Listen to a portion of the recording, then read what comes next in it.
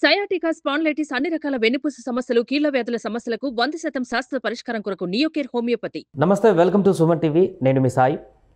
ఆంధ్రప్రదేశ్లో తాజాగా జరుగుతున్నటువంటి సంఘటనలపైన కేంద్రానికి విన్నవించేందుకు ఢిల్లీకి బయలుదేరుతున్నారు వైఎస్ జగన్. అక్కడ ఆందోళన చేసేందుకు కూడా సిద్ధమవుతున్నారు. ఇంకొక కీలక వ్యాఖ్య చేశారు. ఆంధ్రప్రదేశ్లో రాష్ట్రపతి పాలన విధించాలంటూ కూడా ఆయన వ్యాఖ్యానించారు. అలాంటి పరిస్థితి ఉందా? ఎందుకు అంతగా రియాక్ట్ అయ్యారు వైఎస్ జగన్ అనే దానికి సంబంధించి మనం మాట్లాడదాం. మనతో పాటు Suman TV news chief editor Keshav గారు ఉన్నారు. సార్ నమస్తే. సో వైఎస్ జగన్ గారు రియాక్ట్ అయినటువంటి విధానం నిన్న చూస్తే నిజంగానే ఆంధ్రప్రదేశ్లో రాష్ట్రపతి పాలన పెట్టే అంత దారుణమైనటువంటి పరిస్థితులు ఉన్నాయా? ఒకటి అది చెప్పే ముందర ఇలాంటి ఘటనలు జరగడం అయితే ఖచ్చితంగా ప్రజాస్వామ్యానికి మంచిది కాదు. కాబట్టి ఎంత త్వరగా నియంత్రించగలిగితే అంత మంచిది. తర్వాత జరిగినటువంటి పరిణామాలన్నీ కూడా రాజకీయ కోణంలో మనం చూడాల్సినటువంటి అంశాలు. ఇప్పుడు రాష్ట్రపతి పాలన విధించేంత స్థాయిలో ఉందా అంటే గతంలో కూడా ప్రభుత్వం అంటే జగన్మోహన్ రెడ్డి ప్రభుత్వంలో ఉన్నప్పుడు కూడా అనేక సంఘటనలు, అనేక సందర్భాలు, అనేక విషయాలు జరిగినాయి. ఇప్పుడు అవే వరుస పెట్టి సోషల్ మీడియాలో ఒక వార్ నడుస్తుంది. జగన్మోహన్ రెడ్డి నిన్న ఏం మాట్లాడారో దానికి కొనసాగింపుగా ఇది విద్వేషం కాదా అని.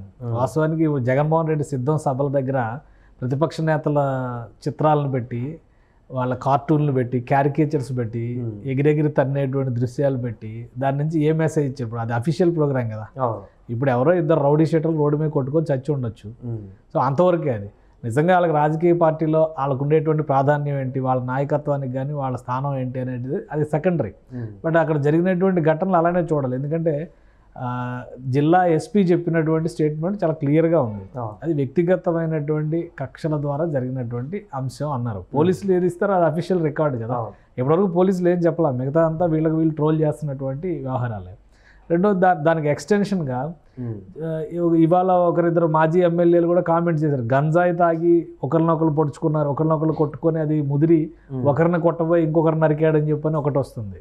సో ఏది క్లారిటీ అనేది ఖచ్చితంగా ఎంక్వైరీలో తేలుతుంది. కానీ నిన్న జగన్ గారు ఒక ఫోటో చూపించి టీడీపీ నేతలకి ఉన్నటువంటి సంబంధాలు ఇదిగో ప్రూఫ్ అంటూ కూడా ఆయన కొన్ని ఫోటోలు చూపించారు. అప్పుడు ఇంకా కోర్టులు ఎందుకు విచారణ? జగన్మోహన్ రెడ్డి గారు జడ్జిమెంట్లు ఇవ్వచ్చుగా. ఆయన జడ్జిలాగా రాసేయచ్చు కదా.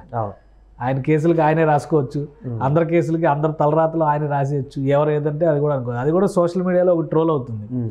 జగన్మోహన్ రెడ్డి గారితో, భారతి గారితో, అలాంటి అవినాష్ రెడ్డి గారితో ఫోటోలు దిగినటువంటి వివేక హత్య కేసులో కీలకమైనటువంటి వ్యక్తుల ఫోటోలు చూపించి మరి దీనికి సమాధానం ఏం చెప్తావు సమాధానం అనేటువంటి క్వశ్చన్ ట్రోల్ చేస్తున్నారు. సో దొందు అనే రీతిలో వ్యవహరిస్తే మనం ఏం చెప్తాం? ఇప్పుడు ఒకటి పాయింట్ ఆఫ్ వ్యూ ఏంటంటే ఇప్పుడు జరిగినటువంటి సంఘటనని ఏ కోణంలో చూడాలి. వరుసగా ఒక 4-5 సంఘటనలు జరిగినాయి. ఆడపిల్లల మీద జరిగినటువంటి దాడులు కావచ్చు, అలాగే ఈ రాజకీయపరమైనటువంటి ఘర్షణలు కావచ్చు. ఇవి లాస్ట్ టైం ఎలక్షన్స్ అయిన వెంటనే కూడా జరిగినాయి. అసలు పోలింగ్ అయిన వెంటనే జరిగినాయి కదా. మా పోలింగ్ అయిన వెంటనే ఇప్పుడు పులివర్తి నానిని ఎందుకు కొట్టారు? దాని మీద ఎఫ్ఐఆర్ కంప్లీట్ అయింది. అతను చెవిరెడ్డి మోహిత్ రెడ్డి పైన కేసు ఫైల్ అయింది. అతను అరెస్ట్ చేస్తారేమో అని చెప్పారు. ముందస్తు బెయిల్ కోసం ఇవాళ ఆయన కోర్టులో పిటిషన్ వేశాడు. కొంతమంది వైసీపీ అనుకూలమైనటువంటి వ్యక్తులు సోషల్ మీడియాలో ఎలాంటి కామెంట్స్ చేశారు? శ్రీరెడ్డి లాంటి వాళ్ళు 4వ తారీఖు రిజల్ట్ వచ్చినాక దిబిడే అన్నారు కదా. ఇది రివర్స్ అయింది. ఇప్పుడు ఒకవేళ అలానే అనుకుంటే, ఒకవేళ రాజకీయ కక్ష సాధింపులు జరుగుతున్నాయంటే ఇటు బాద్దాం అనుకున్నది బాధించుకునే పరిస్థితి వచ్చింది అనుకోవాలి. సో అవన్నీ కూడా వాళ్ళలో వాళ్ళు కొట్టుకునేటువంటి వ్యవహారాలు. కానీ ఒకటి న్యూట్రల్గా మనం ఆలోచించాల్సింది ఏంటంటే, ఇవాళ జనసేన పార్టీ నాయకుడు నాగబాబు కూడా ఒక స్టేట్మెంట్ ఇచ్చాడు. ఒక లిస్ట్ చదివాడు ఆయన. వాళ్ళు ఒక ప్రెస్ నోట్ కూడా రిలీజ్ చేశారు. కొన్ని సిరీస్ ఆఫ్ ఇన్సిడెంట్స్ ఇవన్నీ జగన్మోహన్ రెడ్డి ముఖ్యమంత్రిగా ఉండగా జరిగినాయి. ఆ రోజు ఎందుకు మీరు డిమాండ్ చేయలేదు రాష్ట్రపతి పాలన పెట్టాలని? ఆ రోజు అసలు ప్రతిపక్షాలను బయటకు వచ్చే పరిస్థితి కూడా కల్పించలేదు కదా. దీనికి సమాధానం ఏం చెప్తారని కొన్ని ఇన్సిడెంట్స్ ఆయన పేర్కొన్నాడు. అవి జెన్యూన్గా జరిగినటువంటివే కదా. కొన్ని ఇన్సిడెంట్స్ వరుసగా ఆయన చెప్పినటువంటి ఇన్సిడెంట్స్ ఏవైతే ఉన్నాయో అవన్నీ జరిగినవే. ఇవన్నీ ఒక సాకుగా చూపించి ఫైనల్గా మీ ఢిల్లీ చెలో యాత్ర ఎందుకు అంటే అసెంబ్లీ సమావేశాలు డొమ్మా కొట్టడానికి అనేది ఆయన ఇచ్చిన కన్క్లూజన్. సో అప్పుడు ఎలా చూడాలి మనం? రాజకీయ పార్టీల నాయకులు ఇస్తున్నటువంటివి ఇటు వీళ్ళ వర్షన్ వినిపిస్తున్నారు, అటు వాళ్ళ వర్షన్ వినిపిస్తున్నారు. సోషల్ మీడియా జోలికి వెళ్తే అసలు సోషల్ మీడియా మొత్తం టారెత్తిపోతుంది. అంతసేపు ఆ నరికే వీడియోలు తప్పితే వేరే ఏమీ కనపట్లేదు అందులో. వేరే వార్తలు, వేరే న్యూస్, వేరే అంశాలే లేనట్టుగా రాష్ట్రానికి పెట్టినటువంటి ప్రధానమైనటువంటి సమస్యలాగా దాన్ని ప్రొజెక్ట్ చేసేటువంటి ప్రయత్నం చేస్తున్నారు. శాంతి భద్రతలకు విఘాతం కలిగించే వాళ్ళు ఎవరైనా కానీ, చట్టాన్ని తమ చేతుల్లోకి తీసుకునే వాళ్ళు ఎవరైనా కానీ పర్యవసానాలను ఎదుర్కోవాల్సిందే. కాబట్టి ఆ బాధ్యులైనటువంటి వ్యక్తులపైన ఖచ్చితంగా చట్టపరంగా తీసుకోవాల్సినటువంటి చర్యల్ని తీసుకోవాల్సిందే. దానికి అందరూ సహకరించాల్సిందే. అక్కడికి వెళ్ళి జగన్మోహన్ రెడ్డి గారు ఏం చెప్పారు, మీకు 15,000 ఇస్తున్నారు, మీకు 15,000 ఇస్తున్నారు, అది కాదు కదా కంటెస్ట్. ఇప్పుడు 3,000 మంది రైతులు చనిపోయారు, కౌలు రైతులు చనిపోయారు. పవన్ కళ్యాణ్ వెళ్ళి ఇంటింటికి వెళ్ళి 1,00,000 రూపాయలు ఇచ్చి ఓదార్పు చేశాడు. ఓదార్పు చేయాలనుకుంటే సో అది కదా మెథడ్. అంతకు ముందర రాజశేఖర రెడ్డి గారు చనిపోతే జగన్మోహన్ రెడ్డి గారు వెళ్ళి ఆ ఇంటికి వెళ్ళి వాళ్ళకు కూడా 1,00,000 రూపాయలు చొప్పున ఆర్థిక సాయం చేసి మాట్లాడొచ్చారు. ఈరోజు చేసింది రాజకీయమా పరామర్శ, ఈ రెండింటిలోనే ఒక పెద్ద కాన్ఫ్లిక్ట్ ఉందనేది చర్చ నడుస్తుంది. కాబట్టి ఇప్పుడు ఉన్న పరిస్థితుల్లో 40 రోజుల్లో ఆంధ్రప్రదేశ్ రాష్ట్రంలో పరిస్థితులు అన్నీ ఒకేసారి మారిపోవు. అధికారులే సహకరించినటువంటి పరిస్థితి ఉంది ప్రభుత్వానికి, కానీ వరుసపెట్టి బదిలీలు చేస్తా నడుస్తుంది. సో ఇలాంటి పరిస్థితుల్లో ఒకేసారి రాజకీయ విమర్శలు లేదంటే రాజ్యాంగ హననం జరిగిపోతుంది అని, అంతకంటే దుర్మార్గమైన హననాలు జరిగినాయి. కొన్ని ఉదాహరణలు చెప్తే, అంటే హత్యలు అంటే మనుషులను చంపడాలు ఒకటే కాదు, చట్టపరంగా రాజ్యాంగం 178 సార్లు సుప్రీంకోర్టు కోర్టులు వివిధ సందర్భాల్లో అప్పటి ప్రభుత్వానికి హెచ్చరికలు ఇచ్చినా, మొట్టికాయలు వేసినా, మేము తీసుకున్న నిర్ణయం మాదే, మేము పట్టుకున్న కుందేళ్ళకి ఇంకా 3 కాళ్ళు అనేటువంటి రీతిలో వ్యవహరిస్తే అది కూడా రాజ్యాంగాన్ని అవహేళన చేయడం, అది కూడా రాజ్యాంగాన్ని కించపరచడం కిందకే వస్తుంది. పశ్చిమ బెంగాల్లో కూడా అటు ఎన్నికల తర్వాత ఇలాంటి ఇంతకు మించిన ఘర్షణ వాతావరణం అక్కడ చోటు చేసుకున్నాయి. బట్ అప్పుడు కూడా ఇలాంటి డిసిజన్ అక్కడ బీజేపీ తీసుకోలే. కేంద్రంలో ఆందోళన చేయడమో లేకుంటే ఇంకేమైనా చేయడం, దాన్ని ఫేస్ చేసింది. ఇక్కడ ఒకే ఇన్సిడెంట్ని, అది ఎలా జరిగిందనే విషయం పక్కన పెడితే, ఒకే ఇన్సిడెంట్ తోటి జగన్ గారు ఇలాంటి నిర్ణయం తీసుకోవడం పొలిటికల్ స్ట్రాటజీ ఉందనుకోసం. జగన్మోహన్ రెడ్డి గారికి రాజకీయ పరిపక్వత లేదు అనడానికి ఇది ఒక ఉదాహరణ. ఎందుకని అంత పెద్ద పదం ఉపయోగించాల్సి వస్తుందంటే, ఆయన ఒక లిస్టు రాశాడు. 32 హత్యలు జరిగినాయి, 31 మంది ప్రాణాలు కోల్పోయారు, 35 అటెంప్టివ్ మర్డర్స్ జరిగినాయి, అలాగే ప్రభుత్వ ఆస్తులు ధ్వంసం జరిగినాయి, మొత్తం 1050 ఇన్సిడెంట్స్ జరిగినాయి అని ఒక లిస్ట్ చెప్పారు ఆయన. ఓకే, అదంతా ఓకే. కానీ బై పాలసీ వైజ్ ఇక్కడ ఆంధ్రప్రదేశే కాదు, జాతీయ రాజకీయాల్లో మనం చూడాల్సింది ఏంటంటే, ఎన్డీఏ ప్రభుత్వం కానీ బీజేపీ కానీ అధికారంలో ఉన్నప్పుడు రాష్ట్రపతి పాలన విధించినటువంటి రాష్ట్రాలు చాలా తక్కువ ఉన్నాయి, కాశ్మీర్ లాంటివి మినహా. ఎందుకు అంటే పాలసీ వైజ్గా బీజేపీ రాష్ట్రపతి పాలన విధించాలంటే ఆర్టికల్ 356ని ఉపయోగించాలి. ఆర్టికల్ 356ని ఉపయోగించడానికి బీజేపీ వ్యతిరేకం. అందుకని ఎక్కడ రాష్ట్రపతి పాలన విధించినటువంటి సందర్భాలు చాలా తక్కువ ఉన్నాయి గత 10 ఏళ్లలో. కాంగ్రెస్ పార్టీ దాన్ని దుర్వినియోగం చేసిందనే దాని మీదే వాళ్ళు 30 ఏళ్ళు పోరాడారు. సో అందుకని అసలు రాష్ట్రపతి పాలన అనేది అసాధ్యమైనటువంటి ప్రస్తావన. జగన్మోహన్ రెడ్డి గారు రాష్ట్రపతి పాలన విధించమని అడగడంలో అసలు అర్థమే లేదని చెప్పాల్సి వస్తుంది ఇప్పుడు.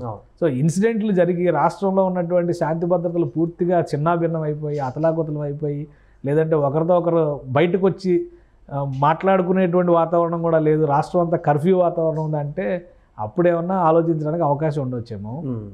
కానీ రాజకీయపరమైనటువంటి రగడకి, రాజకీయపరమైనటువంటి సంక్షోభాలకి రాష్ట్రపతి పాలన విధించడం అనేది అసాధ్యమైనటువంటి అంశం. Last time Chandrababu Naidu arrest అప్పుడు కూడా రాష్ట్రపతికి వెళ్ళి చెప్పుకున్నారు, హోమ్ మినిస్టర్ని వెళ్ళి కలిశారు. సో ఇవన్నీ జరుగుతాయి. ఏంటంటే ఆ విషయాలు వినడం ద్వారా వాటిని ఖచ్చితంగా పరిశీలిస్తారు. వాస్తవాలు ఏంటనేది అధికారులని నివేదికలు అడుగుతారు, రాష్ట్ర డీజీపీని అడుగుతారు, చీఫ్ సెక్రటరీని అడుగుతారు, సంబంధిత ఎస్పీలతో మాట్లాడతారు, కలెక్టర్లతో మాట్లాడతారు. సో దానికి ఏ విధంగా సమస్యను పరిష్కరించాలో చూస్తారు. రాష్ట్రపతి పాలన ఎందుకు విధిస్తారు? జగన్మోహన్ రెడ్డి గారు అడిగింది ఎలా ఉందంటే, ఇమీడియట్గా రాష్ట్రపతి పాలన విధించేసి ప్రభుత్వం రద్దు చేయండి, మళ్ళీ ఎలక్షన్స్ పెట్టండి, ఈసారి నేనే గెలుస్తాను అన్నట్టుగా ఉంది. కాబట్టి అది మెచ్యూరిటీ లేని రాజకీయం. ఆయన సలహాలు ఎవరిస్తున్నారో తెలియదు. అంత ముందర కూడా అసెంబ్లీకి సంబంధించి లెటర్ రాశారు, మాకు ప్రధాన ప్రతిపక్ష హోదా ఇవ్వండి, పార్లమెంట్లో వాళ్ళు ఉన్నారు, అంతకు ముందర వీళ్ళు ఉన్నారు, ఇవన్నీ అన్ని అబద్ధాలే ఉన్నాయి అందులో. అంటే క్లారిటీ లేనటువంటి మాటలు, కనీసం ఫ్యాక్చువల్ చెక్ కూడా చేసుకోకుండా మాట్లాడేటువంటి కామెంట్స్ లాగా కనిపిస్తున్నాయి. కాబట్టి ఇప్పుడు రాష్ట్రంలో ఉన్నటువంటి పరిస్థితుల విషయంలో అప్రమత్తంగా ఉండాల్సినటువంటి సందర్భం. ఎందుకంటే గతంలో కూడా మనం చూసాం, ప్రభుత్వాలు మారినప్పుడు ఉద్దేశపూరితంగా ఒక అలజడి సృష్టించడం కోసం కొన్ని సంఘటనలను ప్రేరేపించేటువంటి అవకాశం కూడా ఉండొచ్చు. ఆ ఘటనలు ఎందుకు జరిగినాయి అనేటువంటి వివరాలను బయటికి తీసుకురావాల్సినటువంటి బాధ్యత పోలీసు యంత్రాంగం పైన, అధికార యంత్రాంగం పైన ఉంది. అప్రమత్తంగా ఉండాల్సినటువంటి అవసరం పార్టీల శ్రేణులకు కూడా ఉంది. ఎందుకంటే ఎవరు ఊహించినంత అప్రతిహత విజయం ఒకవైపు కనిపిస్తుంది, ఎవరు ఊహించినంత ఘోర పరాభవం ఇంకోవైపు కనిపిస్తుంది. కాబట్టి ఏది ఎటు జరిగినా కానీ ఎవరి మీద ఎవరు బురద రాయడానికి ప్రయత్నిస్తారు అనేది ఎవరు తేల్చుకోలేనటువంటి పరిస్థితి. సో ఇక్కడ ఒక క్లారిటీ తీసుకోవాల్సింది ఏంటంటే, రాజకీయ పార్టీలని రాజకీయంగానే చూద్దాము, కానీ జరుగుతున్నటువంటి సంఘటనలు మాత్రం సమాజ పరిరక్షణలో భాగంగా, శాంతి భద్రతల పరిరక్షణలో భాగంగా ఏ విధంగా నివారించాలో చూద్దాం. ఆ విధంగా వెళ్తే ముందుకు ఉపయోగం ఉంటుంది. అలా కాకుండా ఇదే సమస్యల్ని అసెంబ్లీలో చాలా గట్టిగా మాట్లాడవచ్చు. 11 మంది సభ్యులు ఉన్నంత మాత్రాన వైఎస్ఆర్సీపీ తన గొంతు వినిపించలేని నిస్సహాయ స్థితిలోకి వెళ్ళాల్సినటువంటి అవసరం ఏమీ లేదు. పోరాడొచ్చు, అసెంబ్లీలో ఖచ్చితంగా పోరాడొచ్చు, అసెంబ్లీ నుంచి వాకౌట్ చేయొచ్చు, అవసరమైతే అసెంబ్లీలో డెమాన్స్ట్రేషన్ చేయొచ్చు. ఇద్దరే కదా పార్లమెంట్ సభ్యులు ఉంది తెలంగాణ తీసుకురావడానికి, ఇద్దరే పార్లమెంట్ సభ్యులు తెలంగాణలో ప్లకార్డులు పట్టుకొని కూర్చున్నారు కదా. ప్రతిరోజు గాంధీ విగ్రహం ముందర ధర్నాలు చేశారు కదా, ఇద్దరు సభ్యులే. ఇక్కడ 11 మంది ఉన్నారు కదా. సో ఆ రకంగా చూస్తే పెద్ద నంబరే కదా. అక్కడ 543 మందిలో ఇద్దరు సభ్యులు, ఇక్కడ 175 మందిలో 11 మంది ఉన్నారు కదా. కాబట్టి పోరాట పందా అనేది ప్రజాస్వామ్యయుతంగా ఉండాలి. రద్దు చేయడం ద్వారానో రాష్ట్రపతి పాలన విధించడం ద్వారానో మళ్ళీ ఎన్నికలు వస్తాయి అనుకోవడం అది అపోహ, అవివేకం. కేంద్ర ప్రభుత్వం ప్రస్తుతం ఉన్నటువంటి స్థితిలో ఇలాంటి నిర్ణయాలు అసలు తీసుకునేటువంటి అవకాశం లేదు. కాబట్టి జగన్మోహన్ రెడ్డి గారు ప్రజాస్వామ్య పద్ధతిలో ఎలాంటి పోరాట పందాన్ని ఎంచుకోవాలో దాని మీద ఆలోచించాలి. కానీ జరిగిన ఘటనని మొత్తం రాష్ట్రం మొత్తానికి ఆపాదించి, ఎందుకంటే ఎన్నికలు అనేటువంటి ప్రకటన వచ్చిన రోజు నుంచి అటు పల్నాడు, రాయలసీమలో కొన్ని జిల్లాలు అలా రగులుతూనే ఉన్నాయి. సో దానికి కారణం ఏంటనే దాని మూలాల మీద మనం డిస్కస్ చేస్తే అది ఒక సుదీర్ఘమైనటువంటి చర్చ అవుతుంది. సో దాన్ని రాష్ట్రం మొత్తానికి ఆపాదించేటువంటి ప్రయత్నం చేయడం ఖచ్చితంగా నేరం అవుతుంది. అది ఇప్పుడు జరిగినటువంటి సంఘటన ఇద్దరు వ్యక్తులు వ్యక్తిగత కక్షలకు సంబంధించింది. 2 ఏళ్ల క్రితం వాళ్ళ మధ్య వచ్చినటువంటి గొడవలతో వాళ్ళు పార్టీలు మారారా, జెండాలు మార్చుకున్నారా, వాళ్ళు ఏం కొట్టుకున్నారు అనేది చాలా క్లియర్గా తెలుస్తుంది. ఒకరినొకరు నరకడం అనేది ఏ రకంగా చూసినా కానీ ప్రజాస్వామ్య దేశంలో అది తప్పు. సో దాని మీద చర్యలు ఎలా తీసుకోవాలో చూడాలి. కానీ మళ్ళీ మా పార్టీ వాళ్ళని చంపారు, మీ పార్టీ వాళ్ళు చంపారు అనేటువంటి చర్చ అసందర్భమైనటువంటి చర్చ. రాజకీయ పోరాటాలను మానేసి కేవలం ఒక నియంతృత్వ ధోరణిలో రద్దు చేసేస్తే నాకు అవకాశం వస్తుంది, లేదా రద్దు చేసేస్తే మళ్ళీ ఇంకోసారి ఎన్నికలు వస్తాయి అనేటువంటి అపోహతో చేసేటువంటి రాజకీయం ఆంధ్రప్రదేశ్లో ఎప్పటికీ కూడా ప్రజల మన్ననలు పొందేటువంటి అవకాశం అయితే లేదు. అదే నాగబాబు గారు కూడా చాలా క్లియర్గా కొన్ని ఇన్సిడెంట్స్ని ఎక్స్ప్లెయిన్ చేస్తూ చెప్పారు. ఆ పాయింట్స్ వైజ్గా వీటికి మీరు సమాధానాలు చెప్పండి, లేదా వీళ్ళందరినీ కూడా ముందు మీరు పరామర్శించండి, ఈ పరామర్శ తర్వాత మీరు ఆ పరామర్శలు చేయండి అని అడుగుతున్నారు.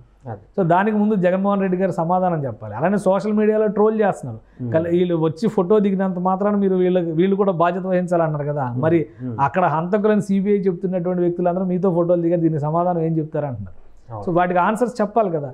ఎలా ఉందంటే ఎటు తిప్పినా కానీ నువ్వు నేర్పిన విద్య నీరజాక్ష అన్నట్టుగా మొన్నటి వరకు ఆయన చంద్రబాబు నాయుడు మీద పెట్టి తెలుగుదేశం పార్టీ చేసింది అని చెప్పి పాట పాడారు.